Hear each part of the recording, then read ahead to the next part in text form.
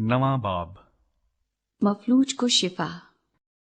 फिर वो कश्ती पर चढ़कर पार गया और अपने शहर में आया, और देखो लोग एक मफलूज को चारपाई पर पड़ा हुआ उसके पास लाए।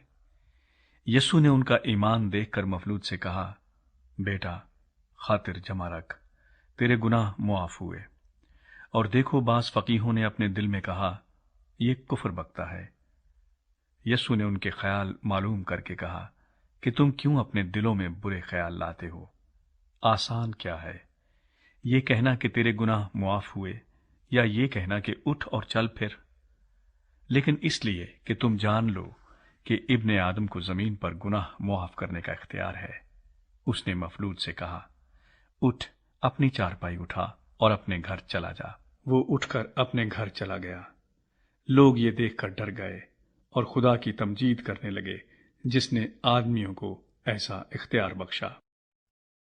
मत्ती का खिदमत के लिए बुलाया जाना। यीशु ने वहां से आगे बढ़कर मत्ती नाम एक शख्स को महसूल की चौकी पर बैठे देखा और उससे कहा, मेरे पीछे हो ले। वो उठकर उसके पीछे हो लिया। और जब वो घर में खाना खाने बैठा था तो ऐसा हुआ कि बहुत से महसूल लेने वाले और गुनाहगार आकर यीशु और उसके शागिर्दों के साथ खाना खाने बैठे। फरीसियों ने ये देखकर उसके शागिर्दों से कहा, तुम्हारा उस्ताद महसूल लेने वालों और गुनाहगारों के साथ क्यों खाता है? उसने ये सुनकर कहा कि तंदुरुस्तों को तबीब दरकार नहीं, बल्कि बीमारों को। मगर तुम जाकर इसके मानी दरियाफ्त करो कि मैं कुर्बानी नहीं बल्कि रहम पसंद करता हूं, क्योंकि मैं रास्तबाजों को नहीं बल्कि गुनाहगारों को बुलाने आया हूं। रोजे के मुतालिक सवाल। उस वक्त यूहन्ना के शागिर्दों ने उसके पास आकर कहा, क्या सबब है कि हम और फरीसी तो अक्सर रोजा रखते हैं और तेरे शागिर्द रोजा नहीं रखते? यीशु ने उनसे कहा, क्या बराती जब तक दुल्हा उनके साथ है मातम कर सकते हैं? मगर वो दिन आएंगे कि दुल्हा उनसे जुदा किया जाएगा। उस वक्त वो रोजा रखेंगे। कोरे कपड़े का पैबंद पुरानी पोशाक में कोई नहीं लगाता, क्योंकि वो पैबंद पोशाक में से कुछ खींच लेता है और वो ज्यादा फट जाती है। और नई मै पुरानी मशकों में नहीं भरते, वरना मशकें फट जाती हैं और मै बह जाती है और मशकें बर्बाद हो जाती हैं, बल्कि नई मै नई मशकों में भरते हैं और वो दोनों बची रहती हैं। यायर की बेटी और 12 बरस की बीमार औरत। वो उनसे ये बातें कह ही रहा था कि देखो एक सरदार ने आकर उसे सिजदा किया और कहा, मेरी बेटी अभी मरी है, लेकिन तू चलकर अपना हाथ उस पर रख तो वो जिंदा हो जाएगी। यीशु उठकर अपने शागिर्दों समेत उसके पीछे हो लिया। और देखो एक औरत ने, जिसके 12 बरस से खून जारी था, उसके पीछे आकर उसकी पोशाक का किनारा छुआ, क्योंकि वो अपने जी में कहती थी कि अगर सिर्फ उसकी पोशाक ही छू लूंगी तो अच्छी हो जाऊंगी। यीशु ने फिर कर उसे देखा और कहा, बेटी, खातिर जमा रख, तेरे ईमान ने तुझे अच्छा कर दिया। बस वो औरत उसी घड़ी अच्छी हो गई। और जब यीशु सरदार के घर में आया और बांसुरी बजाने वालों को और भीड़ को गुल मचाते देखा तो कहा, हट जाओ, क्योंकि लड़की मरी नहीं बल्कि सोती है। वो उस पर हंसने लगे।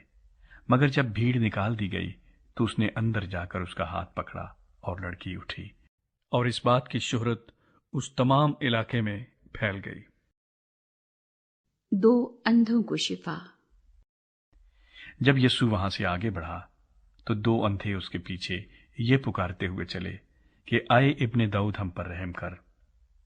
जब वो घर में पहुंचा तो वो अंधे उसके पास आए और यीशु ने उनसे कहा, क्या तुमको इत्तकाद है कि मैं ये कर सकता हूं? उन्होंने उससे कहा, हां खुदावंद। तब उसने उनकी आंखें छूकर कहा, तुम्हारे इत्तकाद के मुआफिक तुम्हारे लिए हो। और उनकी आंखें खुल गईं। और यीशु ने उनको ताकीद करके कहा, खबरदार कोई इस बात को न जाने। मगर उन्होंने निकलकर उस तमाम इलाके में उसकी शोहरत फैला दी। 1 गूंगे को शिफा।